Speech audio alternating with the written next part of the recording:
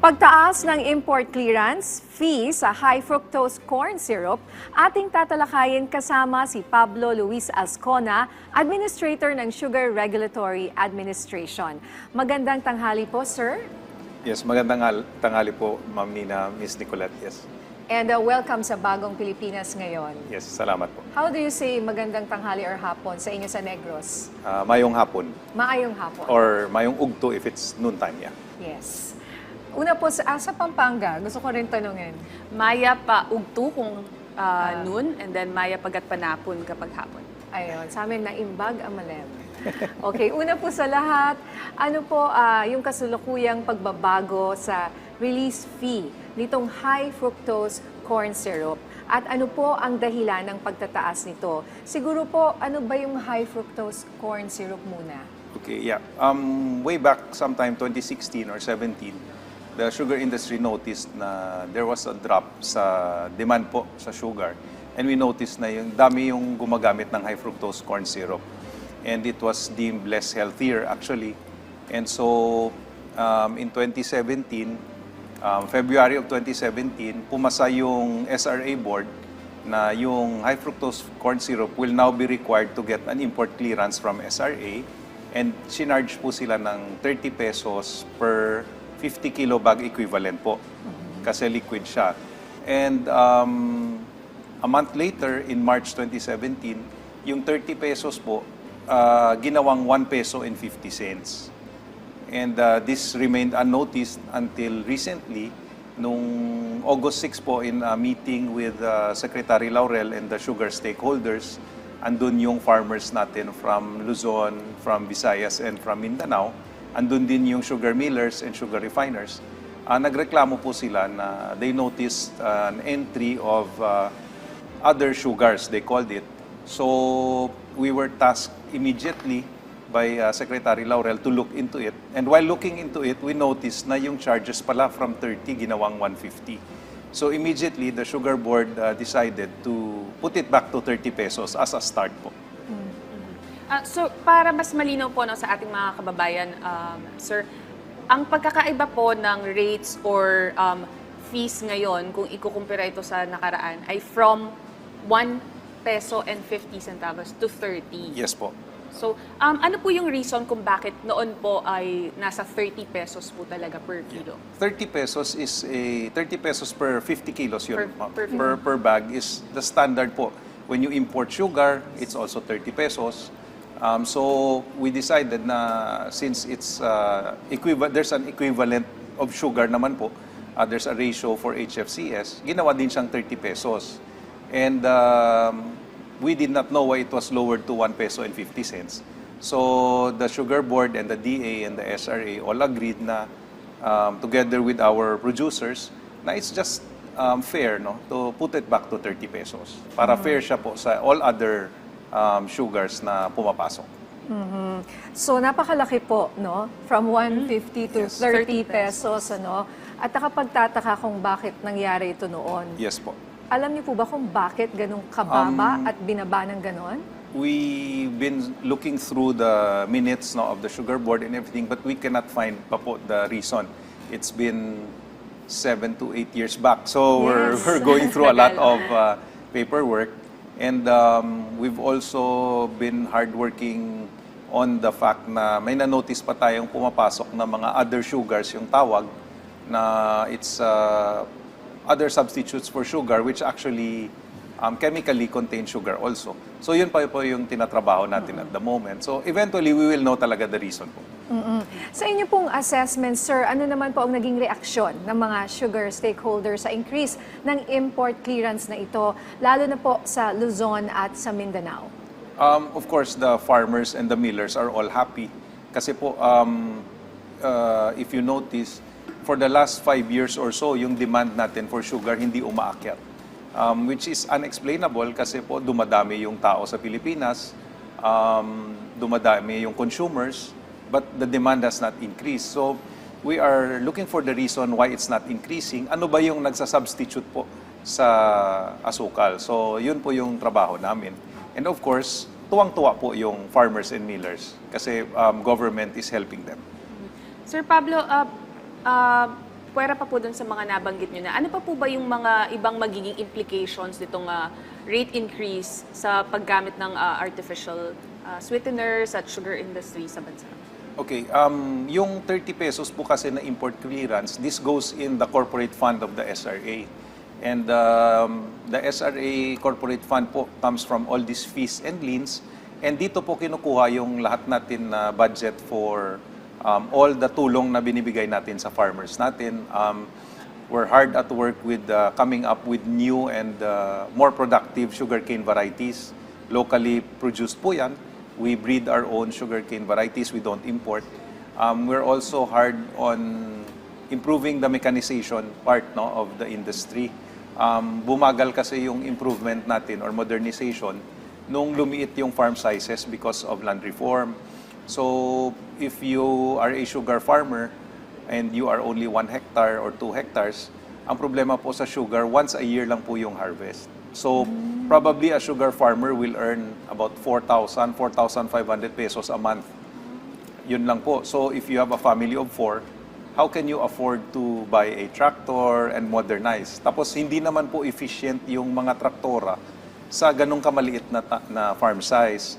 So, all of the effort ng SRA ngayon, ko-consolidate natin sila, yung mga, i-organize natin sila into co-ops, into associations, so they can be 30 hectares. Namimigay po tayo ng mga traktora, namimigay po tayo ng equipment. So, yung pera na makukuha natin dito sa mga clearance, mas dadami po yung pwede nating itulong sa farmers natin.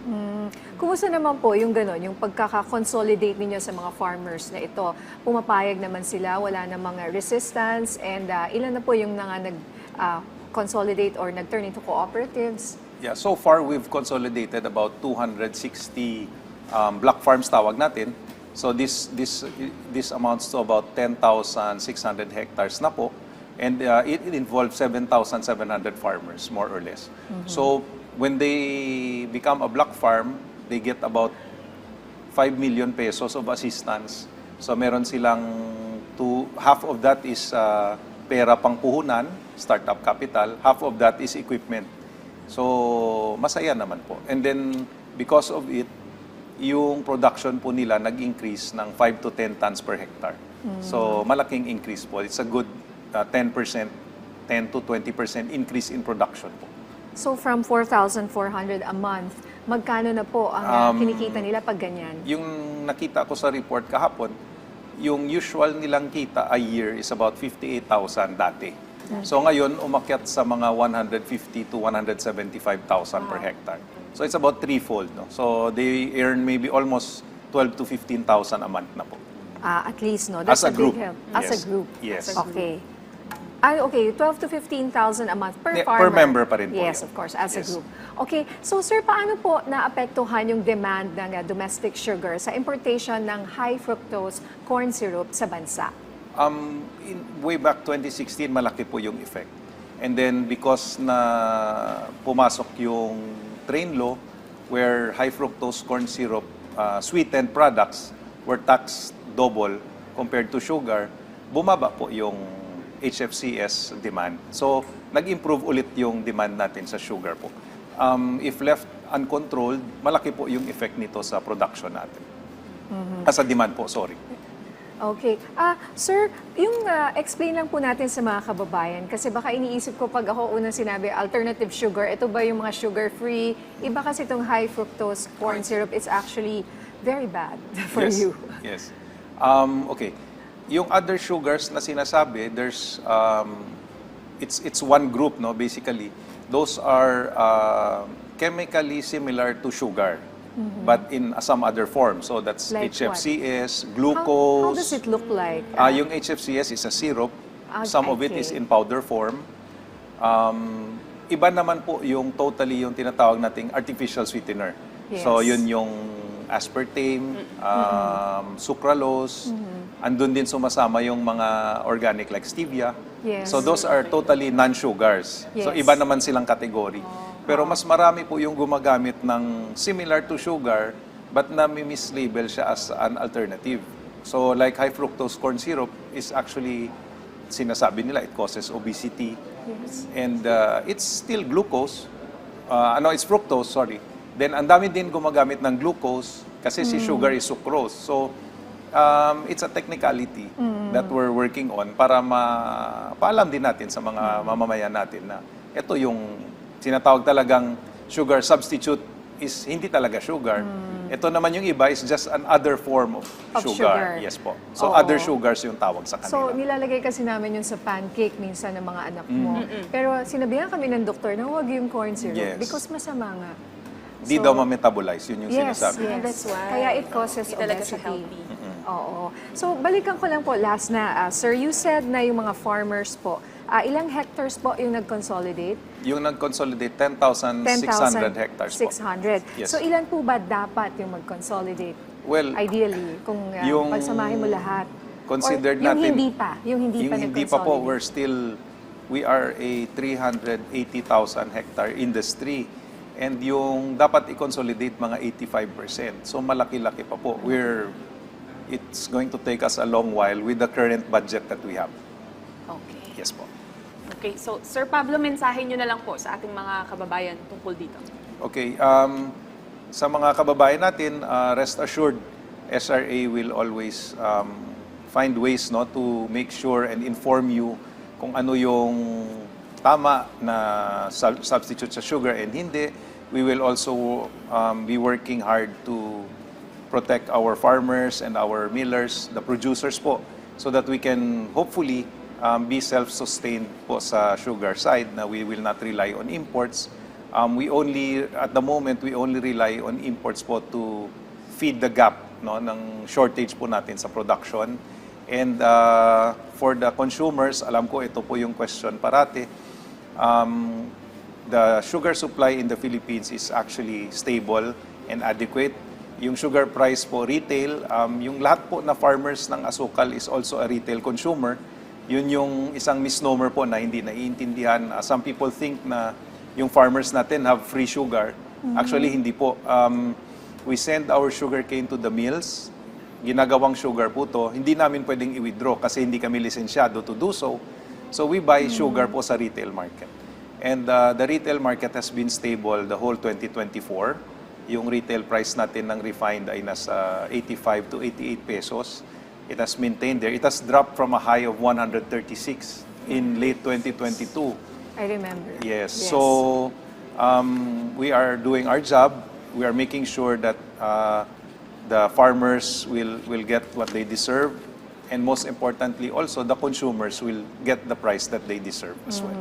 Is there a way na hindi nyo na kailangang bilhin? Hindi kayo, since yung farmers, can they have also the equipment na lang din? Sila na lang din? It is actually very expensive, yung milling process. No? So, in order to withdraw your sugar, you should be a licensed sugar trader. So, most of us, we basically say, we just stick to what we know. And I then- am a farmer myself. So, doon na lang ako nagko-concentrate sa farming. I will not try to do na lang po yung job ng trader and retailer. Kasi so many times we tried, we failed. Hindi kami marunong. Okay. Oh, wow, thank you sa mga paglilinaw po ninyo. Sir, maraming salamat sa inyong oras. Thank you po. Sir Pablo Luis Azcona, Administrator ng Sugar Regulatory Administration or SRA. Thank you, sir. Thank you, ma'am.